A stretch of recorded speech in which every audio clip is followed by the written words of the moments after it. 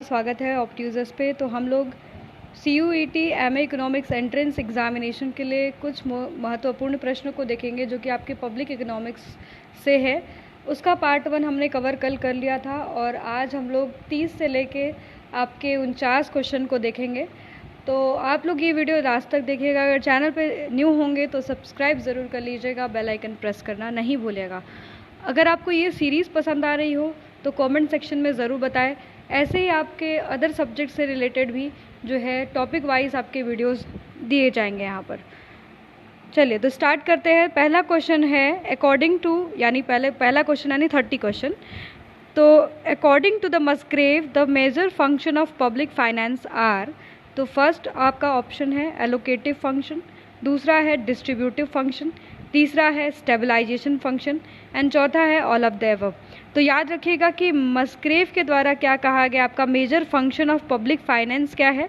तो याद रखिएगा आपका ऑल ऑफ द अबव, यानी allocative function, distributive and stabilization, ये तीनों फंक्शन है आपके मस्ग्रेव के द्वारा कहे गए किसका, पब्लिक फाइनेंस का। नेक्स्ट हमारा क्वेश्चन है who was the first recommended the adaptation of the expenditure tax for India. किसने पहली बार रिकमेंड किया था आपका एडॉप्शन ऑफ एक्सपेंडिचर टैक्स की बात किया था। तो पहला ऑप्शन है KN राज, नेक्स्ट ऑप्शन है आपका पाउल क्रुगमैन, राजा जे जो है आपका थर्ड ऑप्शन है, डी ऑप्शन है आपका एन कैल्डोर।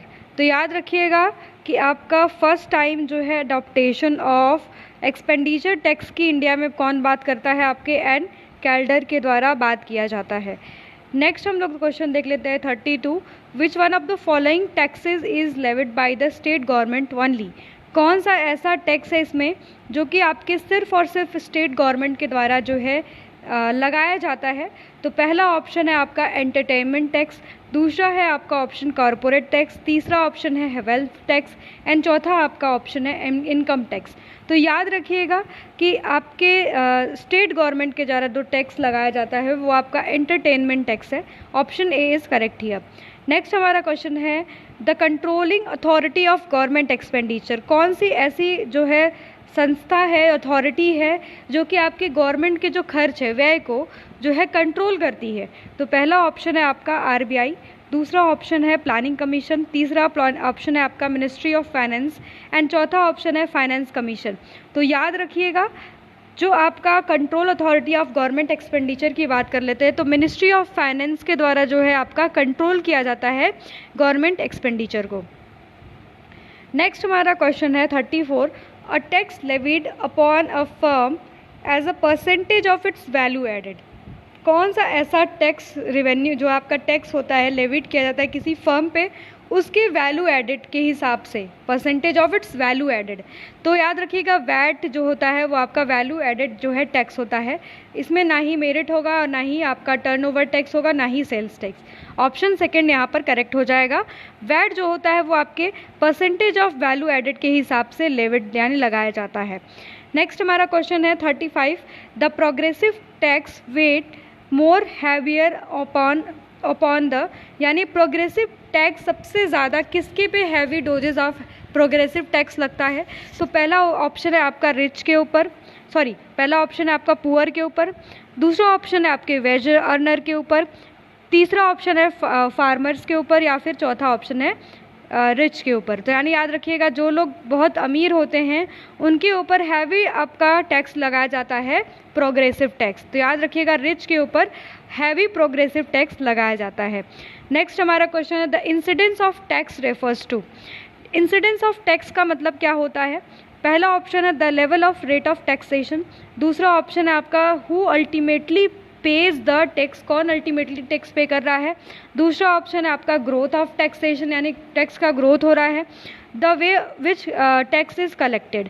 तो याद रखिएगा जो इंसिडेंस होता है लास्ट में किसके ऊपर टैक्स जो है पड़ रहा है यानी कौन पे कर रहा है, अल्टीमेटली कौन पे करेगा, who pays ultimately the tax is called as a incidence of tax. तो यानी ऑप्शन बी यहाँ पर करेक्ट हो जाएगा। नेक्स्ट हमारा है which tax can not be shifted to other, कौन सा ऐसा टैक्स है इन चारों ऑप्शन में से जिसको कि शिफ्ट नहीं किया जा सकता। तो याद रखिएगा पहला ऑप्शन यहाँ पर एक्साइज ड्यूटी, दूसरा है सेल्स टैक्स, तीसरा है एंटरटेनमेंट टैक्स, चौथा ऑप्शन है आपका वेल्थ टैक्स। तो याद रखिएगा आपका ऑप्शन सी करेक्ट होगा। इसको हम लोग किसी और के ऊपर शिफ्ट नहीं कर सकते हैं, ठीक है। We can not shift tax into others, हम लोग इसको किसी और पे शिफ्ट नहीं कर सकते एंटरटेनमेंट टैक्स को। नेक्स्ट है वेरी इंपॉर्टेंट, ये आपके सिलेबस में भी है CUET के, फिजिकल फेडरलिज्म रेफर्स टू, किसको फिजिकल फेडरलिज्म कहा जाता है। पहला ऑप्शन है आपका sharing of political power between central and state, कभी भी नहीं होगा आपका, ये आपका फेडरलिज्म तो होता है पर ये फिजिकल फेडरलिज्म नहीं है। दूसरा ऑप्शन है आपका organizing the implementation of economic plan, ये भी आपका नहीं होगा। तीसरा ऑप्शन है the division of economic function resources among the different layer of the government, यानी कि जो डिफरेंट लेयर ऑफ गवर्नमेंट होती है, जैसे आप सभी को पता है कि 1993 में यानी 1993 में इंडिया का जो है फेडरलिज्म में मतलब कन्वर्ट हुआ था स्टेट और आपके सेंट्रल और लोकल गवर्नमेंट, ठीक है।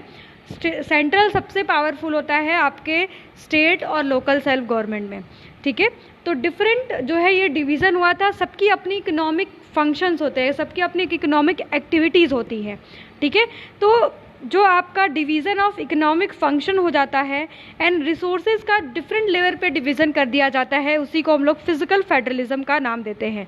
तो ऑप्शन सी यहाँ पर करेक्ट हो जाएगा। नेक्स्ट हमारा क्वेश्चन है 39, the principle of sound finance refers to, sound finance का मतलब क्या है यहाँ पर। द मैक्सिमम गवर्नमेंट एक्सपेंडिचर, क्या मैक्सिमम गवर्नमेंट एक्सपेंडिचर होगा, मिनिमम गवर्नमेंट एक्सपेंडिचर होगा, या फिर आपका revenue expenditure balance at the minimum level, and आपका चौथा ऑप्शन है नन ऑफ द दीज। तो याद रखिएगा यहाँ पर ऑप्शन सी करेक्ट हो जाएगा। The principle of sound finance जो होता है आपका, ये आपका जब आपका रेवेन्यू एंड एक्सपेंडिचर जब बैलेंस होता है एक मिनिमम लेवल पे, तो उसको हम लोग प्रिंसिपल ऑफ साउंड फाइनेंस कहते हैं। वेरी इंपॉर्टेंट, फिर से रिपीट कर दे रही हूँ, the principle of sound finance किसको कहते हैं, जब आपका रेवेन्यू एक्सपेंडिचर क्या होता है, बैलेंस होता है at the minimum level. Option C यहाँ पर आपका करेक्ट हो जाएगा। नेक्स्ट हमारा क्वेश्चन है the most important aim of physical policy in developing country is, सबसे ज़्यादा क्या है आपका इम्पॉर्टेंट फिजिकल पॉलिसी का मतलब एम। तो पहला ऑप्शन है इकोनॉमिक स्टेबिलिटी क्रिएट करना, दूसरा है आपका इकोनॉमिक डेवलपमेंट करना, रीजनल बैलेंस करना, या फिर नन ऑफ दीज। तो याद रखिएगा यहाँ पर ऑप्शन बी करेक्ट हो जाता है। हमारा जो है आपका आर्थिक विकास करना जो है सबसे ज़्यादा इम्पॉर्टेंट एम कहा जाता है आपके फिजिकल पॉलिसी का। फिजिकल पॉलिसी कौन बनाती है, आपके सरकार बनाती है, गवर्नमेंट के द्वारा ये बनाया जाता है। जबकि आपकी मॉनेटरी पॉलिसी कौन बनाता है, आपका सेंट्रल गवर्नमेंट। जैसे हमारे यहाँ पर RBI है, तो RBI क्या बनाती है, आपकी मॉनेटरी पॉलिसी बनाती है। 41 नंबर क्वेश्चन देख लेते हैं।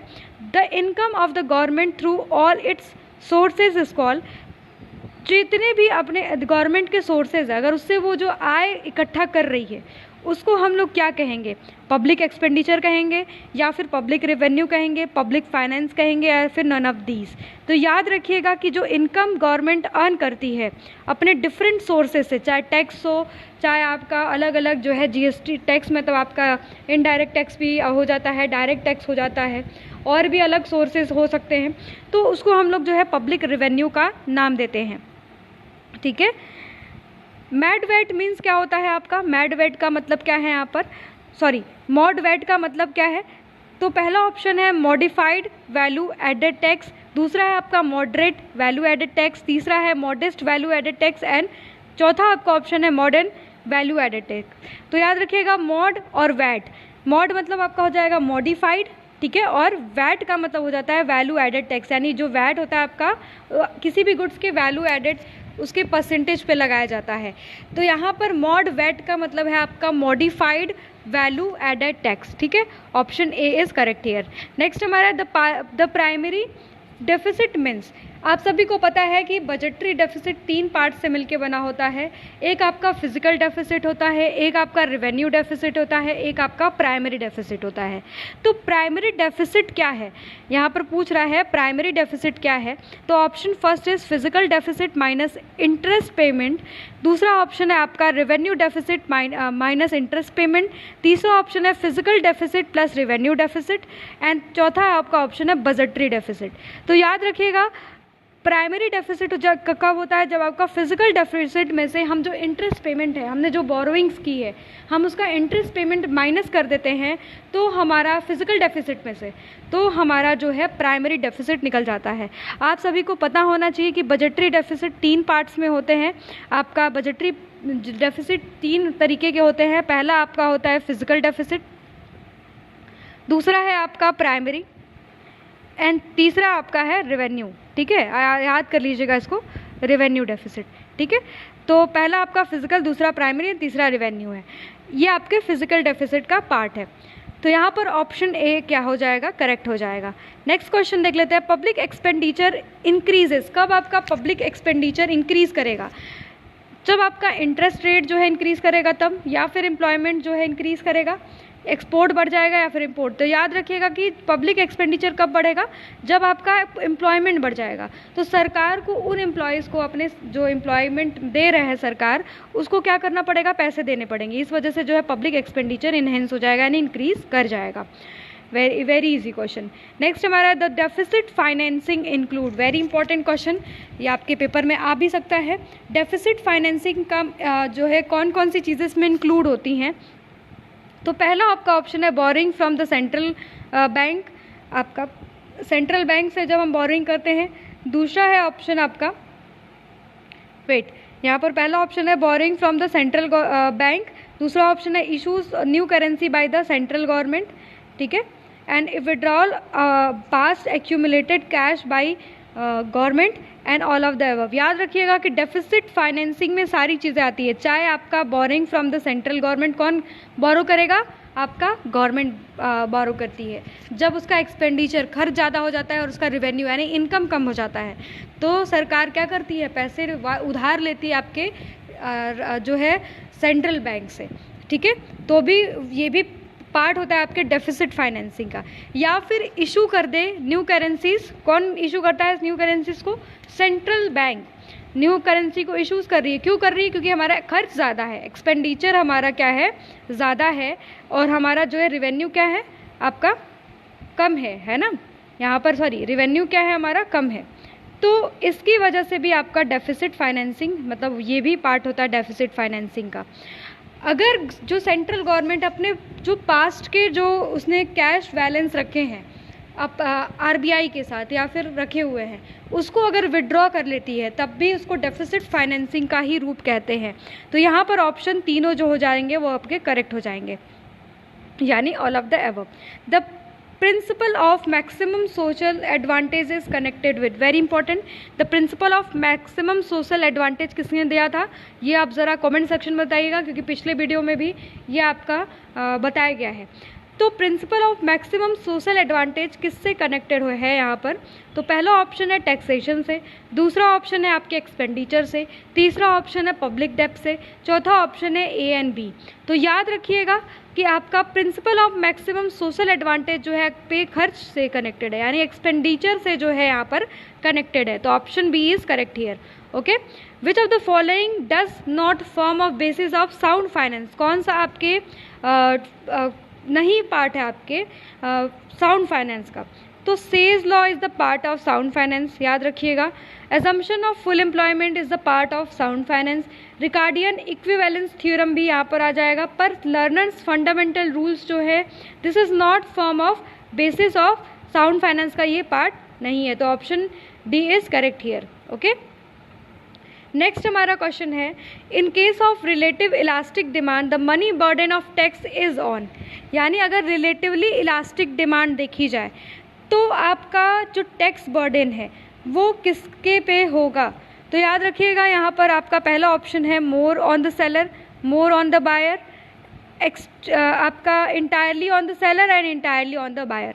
तो याद रखिएगा कि अगर आपका रिलेटिवली इलास्टिक डिमांड यानी हाईली इलास्टिक डिमांड है, यानी ई की वैल्यू क्या है, इज़ ग्रेटर देन 1 है, तो मोर जो आपका बर्डन ऑफ टैक्स किस पे होगा, आपके ऑन सेलर। ठीक है, तो option A is correct here. Last question है हमारा, when the supply is more elastic, supply आपका ज़्यादा हो, मोर इलास्टिक का मतलब सप्लाई ज़्यादा हो, the money burden tax is on किसके पे होगा, तो याद रखिएगा कि जब आपका सप्लाई ज़्यादा हो जाएगा तो बायर्स के ऊपर जो है आपका जो है मनी बर्डन और टैक्स बर्डन जो है आ जाएगा। अगर यहीं पर आपका जो है इलास्टिक डिमांड हो, डिमांड ज़्यादा हो, ठीक है, डिमांड ज़्यादा हो, तो टैक्स मनी बर्डन किस पे आ जाएगा, आपका सेलर पे आ जाएगा, जो बेचने वाला होगा उसके पे आ जाएगा। ये दोनों कंसेप्ट याद रखिएगा कि रिलेटिवली इलास्टिक डिमांड क्या होता है, यहाँ पर हाईली इलास्टिक होता है। हाईली इलास्टिक डिमांड क्या होती है, ठीक है, हाईली इलास्टिक डिमांड कब होती है, जब आपकी ई की वैल्यू इज़ ग्रेटर देन 1। ठीक है, जब हमारा जो है प्राइस उतना तेज़ी से नहीं बदलता है, फिर भी हमारा डिमांड बहुत ज़्यादा तेज़ी से बदल जाए, तो उसको हम लोग हाईली इलास्टिक डिमांड कहते हैं। तो उस केस में आपका जो मनी टैक्स बर्डन है वो आपके ऑन सेलर हो जाएगा। अगर यही सप्लाई ज़्यादा होती है तो आपके मोर ऑन द बायर्स हो जाएगा। तो ये आपका 49 क्वेश्चन हो गया, यहाँ पर पार्ट 2 ख़त्म होता है। और ऐसे ही आपको मेरे चैनल पे CUET MA इकोनॉमिक्स की सीरीज़ से रिलेटेड जो है क्वेश्चंस देखने के लिए मिलेंगे, आपके माइक्रो इकोनॉमिक्स, मैक्रो इकोनॉमिक्स, चाहे आपका इंडियन इकोनॉमी हो, चाहे आपका इंटरनेशनल, या फिर स्टैटिस्टिक्स हो, या फिर क्वांट का पोर्शन हो। तो आप लोग चैनल से जुड़े रहिएगा, सब्सक्राइब ज़रूर कर लीजिएगा, बेल आइकन प्रेस करना नहीं भूलिएगा। कोई भी डाउट हो तो कॉमेंट सेक्शन में ज़रूर बताइएगा। धन्यवाद।